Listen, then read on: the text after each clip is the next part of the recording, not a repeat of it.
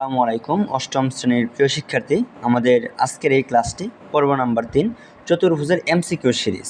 তো এইখানে আমরা অ্যাকচুয়ালি বর্গের পরিসীমা এ হলে কোণের দৈর্ঘ্য কত এই ম্যাথটা দেখব। এই ম্যাথটা খুবই গুরুত্বপূর্ণ। এটা আমি সাইড নোটে লিখে রাখছি যে বৃত্তি পরীক্ষা, এই প্রশ্নগুলো মূলত বৃত্তি পরীক্ষার জন্য আসে এবং এইগুলা তুমি মাস্ট করবে। কারণ কি, দেখো আমরা এটা কিভাবে করব যে বর্গের পরিসীমা এ আছে, তো তোমাকে বলছে কোণের দৈর্ঘ্য। এখন দেখো, পরিসীমা বলতে বুঝি, ধরো এটা আমাদের বর্গ, এই বর্গের পরিসীমা বলতে বুঝি এই বর্গের যে 4টি বাহু আছে, এই একটা বাহু, এটা আরেকটা বাহু, এটা একটা অন্য একটি বাহু, এটা একটা বাহু, অর্থাৎ 4টি বাহু। এই 4টি বাহুর দৈর্ঘ্যের যোগফলই হচ্ছে এই বর্গের পরিসীমার মান। অর্থাৎ এই 4টে বাহুর দৈর্ঘ্যের যোগফল, অর্থাৎ এখানে বলছে যে পরিসীমা 4, অর্থাৎ বলছে যে এই বর্গের পরিসীমা এ, বর্গের পরিসীমা বলছে এ, অর্থাৎ কি এই 4টি বাহুর দৈর্ঘ্যর যোগফল হবে এ, অর্থাৎ 4 বাহুর দৈর্ঘ্য সমান এ। সুতরাং একটি বাহুর দৈর্ঘ্য কত আসবে? এক বাহুর দৈর্ঘ্য সমান আসবে, যেহেতু 4 বাহুর দৈর্ঘ্য এ হলে এক বাহুর দৈর্ঘ্য তা কম হবে, অর্থাৎ a/4, a/4 কমে গেল। ঠিক আছে। আচ্ছা, আমাদের একটি বাহুর দৈর্ঘ্য আছে, তো আমরা এখন এই বর্গের কর্ণের দৈর্ঘ্য বের করব। তো কর্ণ বলতে বোঝাই এই কর্নার থেকে এই কর্নারে যে তুমি যদি দাগ দাও, রেখা টানো, এটা হচ্ছে কর্ণ।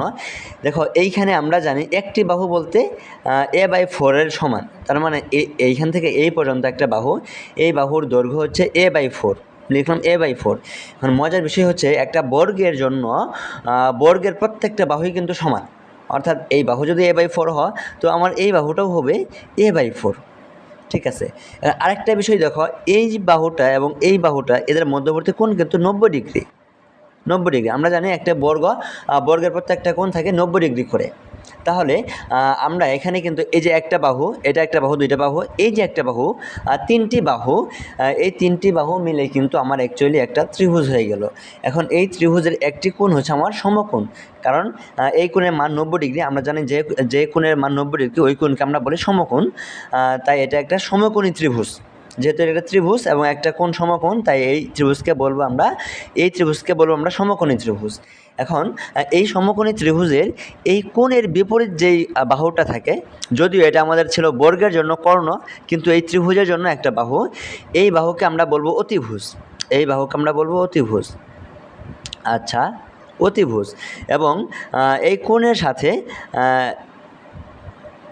এই বাহুটা, নিচের বাহুটা, এটাকে আমরা বলবো ভূমি, এবং এই বাহুটাকে আমরা বলবো লম্ব।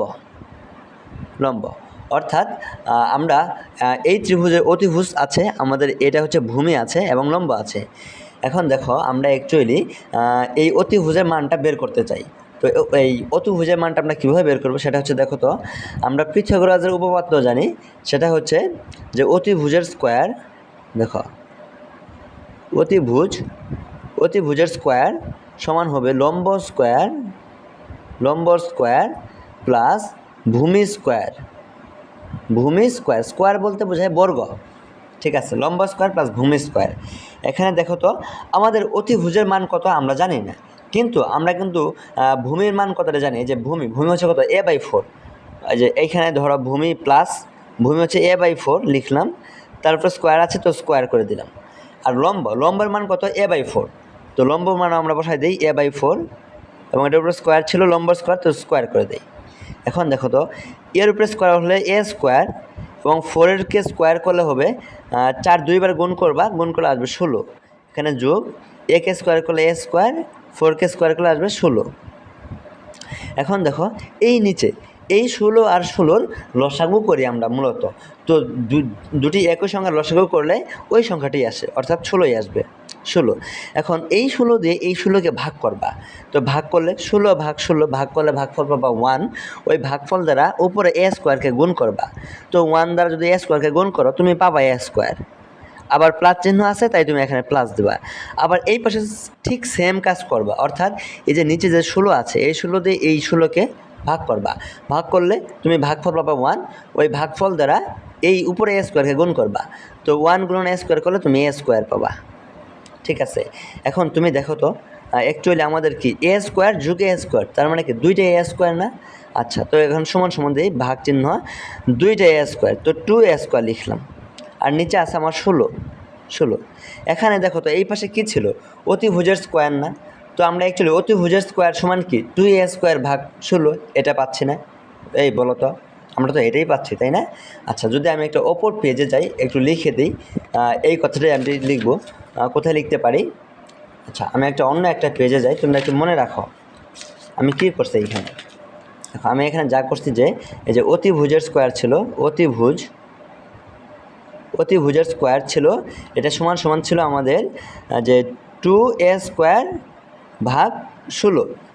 আচ্ছা, আমরা চাই শুধু অতিভুজের মানটা নির্ণয় করতে। এই যে আমাদের এরকমই তো ছিল, এটা যদি বর্গ হইতো তাহলে এটা ছিল আমাদের a/4 এবং এইটাও ছিল আমাদের a/4 এবং এটা ছিল আমাদের অতিভুজ, তাই না? তো অতিভুজ নির্ণয় করব, তাহলে অতিভুজ, শুধু অতিভুজ লিখব। অতিভুজ সমান, এই যে এটা কি স্কোয়ার ছিল না, স্কোয়ারটা যদি তুমি ডান পাশে দিয়ে দাও, ওটা কি হয়ে যায়, রুট হয়ে যায়। তোমরা মনে রাখো, স্কোয়ারকে ডান দিলে রুট হবে। তো এখানে থাকবে কি, এটা অবশিষ্ট থাকবে যে 2a স্কোয়ার ভাগ 16। ঠিক আছে, এখন দেখো এই যে রুট আর স্কোয়ার, এই স্কোয়ার আর রুট কাটা, এবং এই রুটটা কিন্তু এর 2 এর উপরেও আছে।